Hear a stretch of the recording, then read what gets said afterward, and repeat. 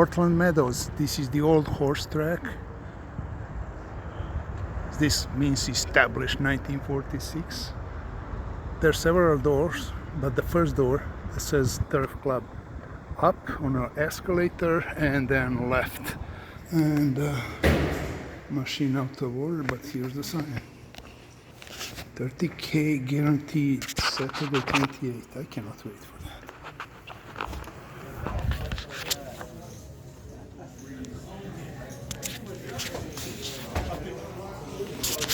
Oh, here for streaming and televise the final table. And look at that, that's where the races were. That's the horse track. I don't know why it's not functioning anymore, everything is old.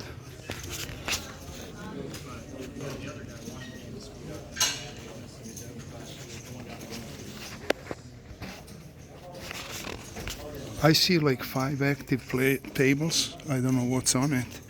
Let's see.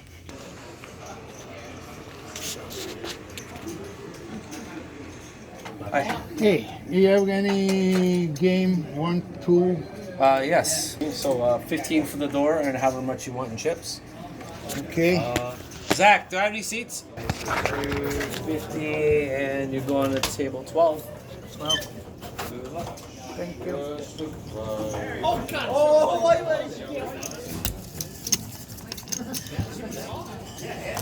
Thank you.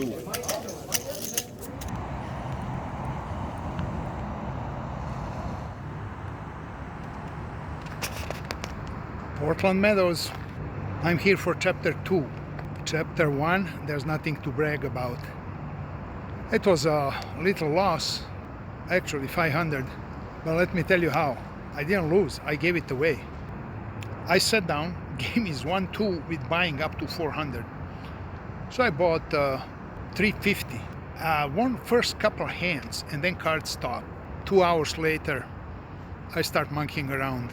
Couldn't take it anymore, folding 8 deuce and 9-3. So I got the king queen of suited and raised 17 pre-flop, got 2 callers. There's like $55 in a pot.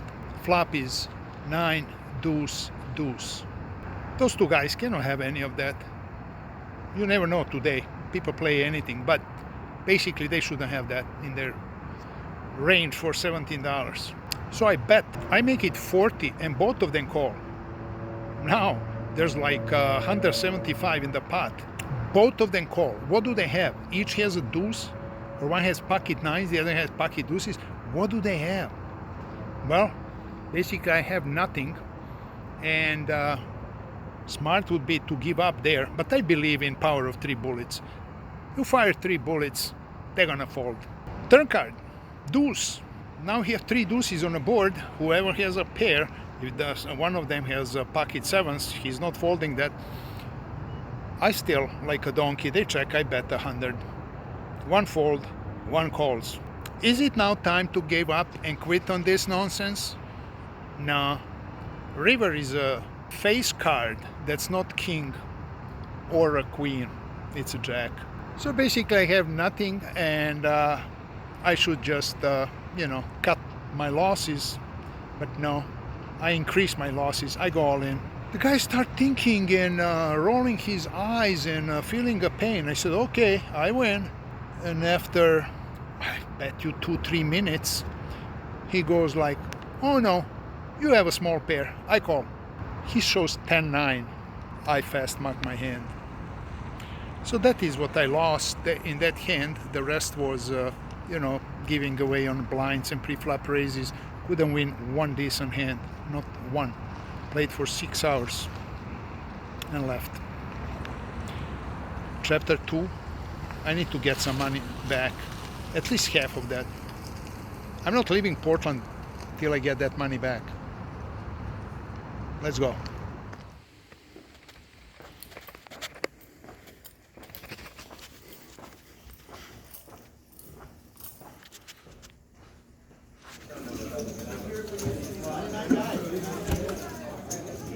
So it's $15 for daily pass, and you get a bracelet, and you can play the whole day. I came at 8 in the evening, so it's not gonna be that long.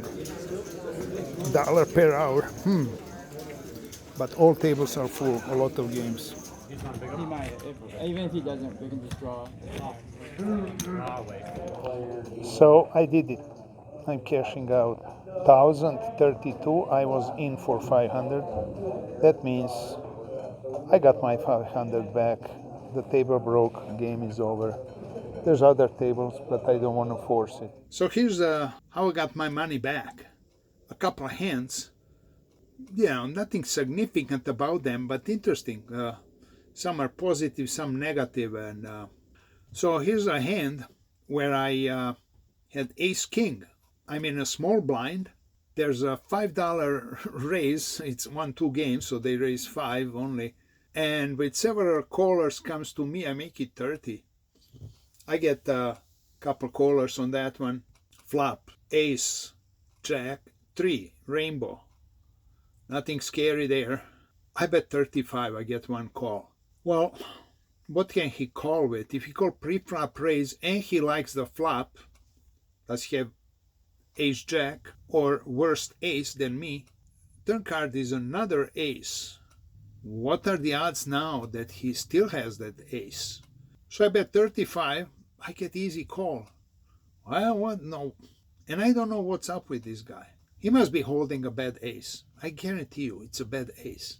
You cannot call pre-flop, flop, and a turn bet without ace. Or set. How about those pocket threes? River card is a deuce, makes a wheel, but I cannot put him on that with calling all 3 bets. So I'm gonna go for some value here, assuming he has a bad ace. $75, I get the call. I show ace king, hey max. So from the beginning, I'm up $190. I'm halfway there to get my money back from previous session. Then comes a hand, I'm on a button with pocket queens. There was a $7 raise, I make it 30, and the raiser bets 110. You know, I learned to trust people. 1-2 game is not a game when you're making move by betting 7 and then 110. That's not that type of a game. So I fold and kind of show my queens. He said, good fold, shows pocket kings. Saved some money there. Several orbits later, I'm on a button with 5-3 suited, and there was a $8 raise with 2 callers. So I fourth one to see the flop 5-5 king. Flop trips.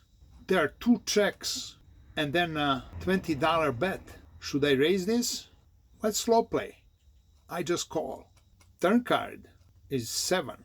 It's all rainbow and I don't have my draw, my flush draw. He bets 25 and I call. The river is 4. He bets again 25 and now I have to think about it. Does he have 8-6 or 6-3? It's less likely because of the flop action. Is he betting just the king? But I decided I'm just gonna call. He shows ace-5. Beats me with the kicker. I saved something there. There was possibility to go wild, but I decided to slow play. Then the possible straight didn't really scare me, but slowed me down on the river. So I lost there like a minimum $20 or so. This day at the Meadows, there was something weird you never saw anywhere else. 2 of the dealers got married and they had their reception there at the poker room. So 2 poker room dealers got married and reception is there. So then there was some free cake, beer, some food and stuff. It was fun and I enjoyed it really. Everybody was, joyful and loaded with free beer. Here's a moment when I had a really good starting hand, ace queen of clubs suited. I made it 15 pre-flop and I got I think 2 callers and we see the flop 4, 6, 7. I'm first to act.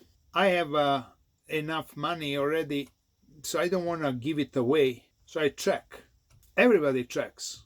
Turn card is 4. So now the board paired. With possible straight, there's now possible trips. Why nobody bet a flop? So I said, maybe I can steal it. And I put 25 just to test. $25. Not gonna scare anybody, but just to test who has something of that board. 2 callers. River card is another 4. Wow. There was no raise on a turn, so I'm not putting anybody on a set or with a 4. Well, I had to continue my act, and I bet 30.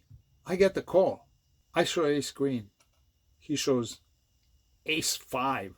Open-ended on a flop. Didn't make it, but calling my river bet, I don't get it. Thinking to win ace high? Okay. That was decent pot. $180. So in previous example, I lost to ace 5. Now I beat ace 5. So we're even. And now I'm going to give you the hand that made me the most money that night. I have a jack 10. There is no raise, so I'm stuck in a hand. Flop is 9, 8, 6. So I'm open-ended. I'm not sure if that straight is coming or not, but let's try something. I bet 20, 3 callers. So we are all still in a game. Turn is queen, but it's heart. Board is double suited. Somebody's after the flush.